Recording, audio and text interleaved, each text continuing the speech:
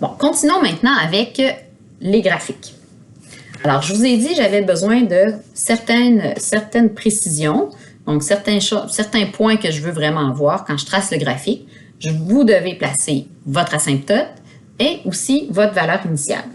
Pour faire ça, ça vous prend toujours la forme canonique. Donc, si on regarde pour f de x, bon, je regarde f de x. Ici, je vois. Je sais effacer ça, là, je vais pas mettre. Bon. Je vois que le A est plus grand que 0. Mon A est positif. Mon C est plus grand que 1. Parce que mon C est ici. Puis mon K, mon asymptote. Excusez, ça va être à Y égale à moins 2.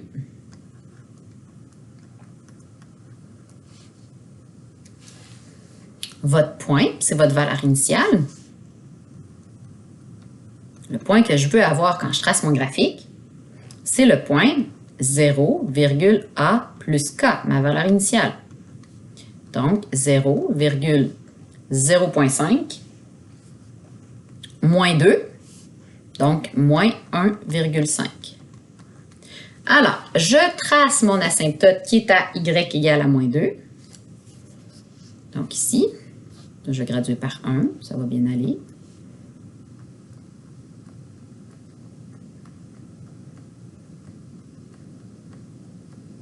Donc ça, c'est mon asymptote à Y égale à moins 2.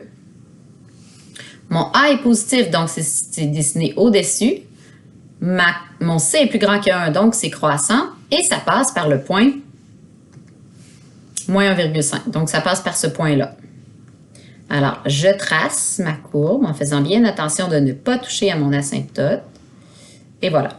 Je n'ai pas besoin d'avoir plus de précision que ça. Donc ça, c'est pour f de x. Si je veux tracer maintenant g de x, bien, je vais venir trouver de l'information pour g de x. Mais pour faire ça, j'ai besoin de la forme canonique. Alors, je vais tracer ma forme canonique. Je vais trouver ma forme canonique. Ça fait 0,5. J'ai un exposant négatif. Je ne veux pas un exposant négatif. C'est à ce moment-là que je vais inverser ma base. Ça devient une base de 1 tiers. Alors là, mon A est toujours plus grand que 0. Mais par contre, là, mon C est compris entre 0 et 1. Alors, ça va me donner une courbe qui sera décroissante. Encore une fois, mon asymptote est à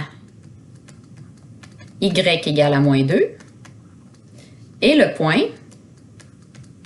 0,A plus K, même chose, moins 1,5. Donc, la seule différence, c'est qu'on va avoir une courbe qui sera décroissante. Alors, voyez-vous que c'est symétrique. Là, je sais, là, c'est pas très beau, là, c'est pas très symétrique, mais si vous l'avez fait avec votre calculatrice affichage graphique, puis que vous le tracez dans le même, sur le même graphique, vous allez bien le voir que vos deux courbes sont symétriques. La seule différence qu'on a, c'est la base. Donc, j'ai une base ici qui était de 3 pour f de x, puis une base de 1 tiers pour g de x. Donc, ce que ça fait, ce que ça provoque, c'est la symétrie par rapport à l'axe discret. Si on vient faire la même chose avec le B, donc qu'est-ce qui se passe ici lorsque c'est mon A qui est négatif, donc qui change? Alors,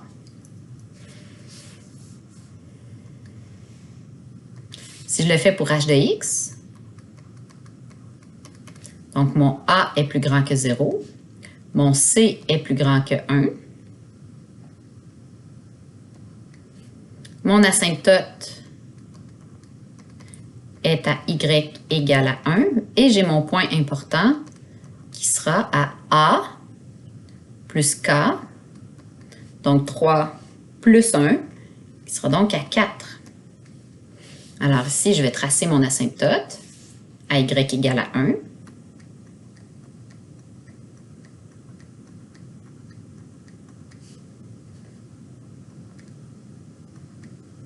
J'ai mon point à 0,4. Ici. J'ai un A qui est plus grand que 0, donc c'est dessiné au-dessus de l'axe de l'asymptote, en fait. Et mon C est plus grand que 1, donc c'est croissant. Alors, je vais avoir quelque chose comme ça. Ça, c'est h de x. Si je fais la même chose pour I de x,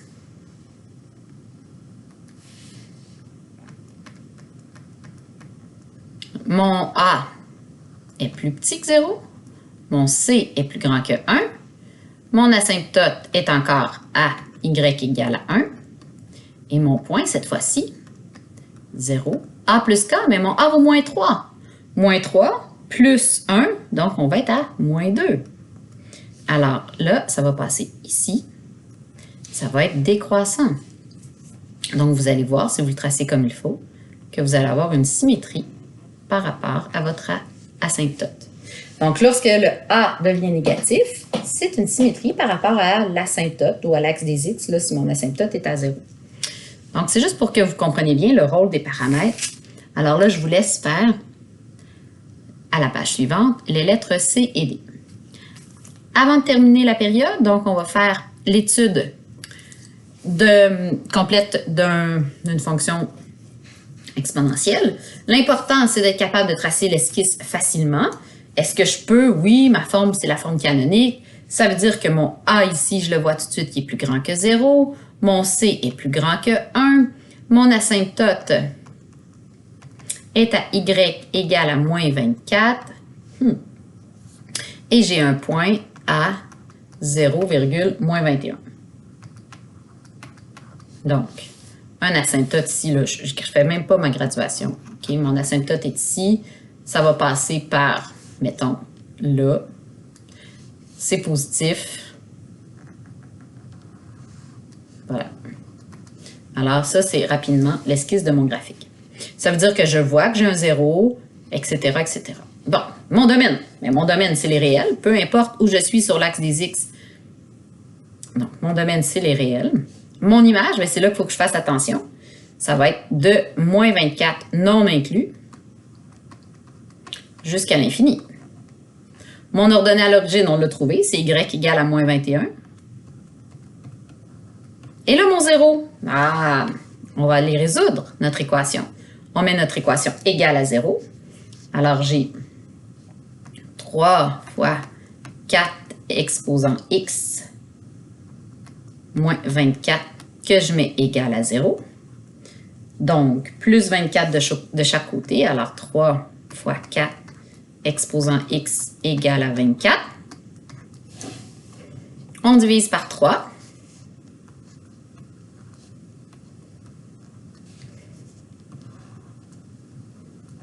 Alors, j'obtiens donc 4 exposant x égale à 8. Pour pouvoir résoudre mon équation exponentielle, je dois avoir des bases identiques. 4, c'est la même chose que 2 à la 2. J'ai donc 2 à la 2 à la x, qui est égal à 2 à la 3. Alors, 2x égale à 3, donc x égale à 3 demi. Alors, la réponse pour le 0, x égale 3 demi. J'ai besoin maintenant, j'en ai besoin pour le signe, elle n'est pas toujours positive ou toujours négative. Elle sera donc négative de moins l'infini jusqu'à 3 demi. Alors, négative pour x éléments de moins l'infini jusqu'à 3 demi. Et positive de 3 demi jusqu'à l'infini.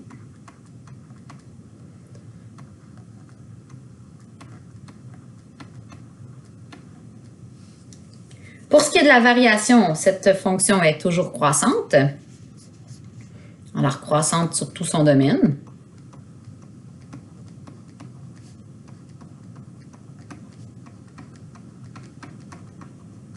Et l'asymptote, on l'a trouvé, c'est y égale à moins 21. Il vous reste un dernier exemple à faire pour terminer la période. C'est ici l'analyse de cette fonction. Attention d'avoir la forme canonique. OK? Donc, modifiez votre équation avant de pouvoir faire votre esquisse pour avoir la forme canonique. Donc, bonne pratique et faites aussi les exercices là, qui sont demandés pour cette période.